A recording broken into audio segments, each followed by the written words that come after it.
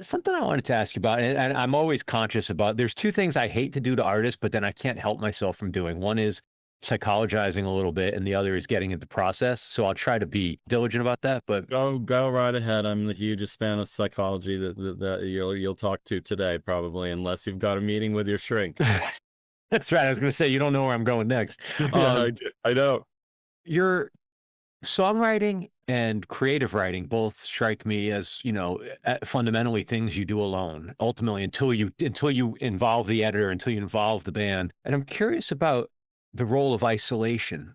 When you were hurt, when you were younger, when you hurt your leg and you were kind of laid up for a while. A year. A year. I mean, that's I spent a year in bed. My left tibia broken in a football game in 5th grade, and my father had forbidden us to play tackle, but of course we mucked off to a field in an elementary school, and I broke my leg so badly that it just wouldn't heal. So I spent all of 5th grade out of school, and with a home teacher who was some doddering sweet old lady that couldn't really teach anymore or whatever. So, and my parents, bless them, they didn't let me watch more than an hour or so of television. And this is the 60s, the heydays of your Gilligan's Islands or Rat Patrol or the Beatles cartoon or whatever. all the good stuff. So I read, and I was playing guitar by then, so I propped my little acoustic Silvertone on my cast that blitzed up to my hip all the way to the toes, and I got used to it. My brother and sister would have been away at school, and they're not going to be amused. Hard to play with a kid that's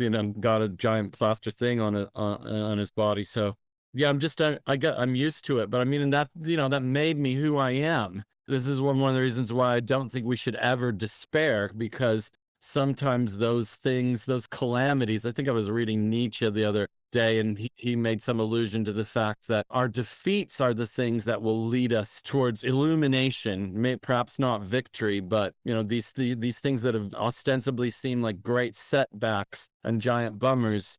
How many songs have come from heartbreak or friendships exploding, etc., like that. So, I mean, that's a territory I've certainly mined before. But yeah, it's really quite lonely unless you dig yourself. It's like being in a coal mine that it's, frightening unless you go exploring, spelunking down to the heart of it or something. So I'm just embracing that. It's a long-winded way of saying, yes, I'm a masochist. So,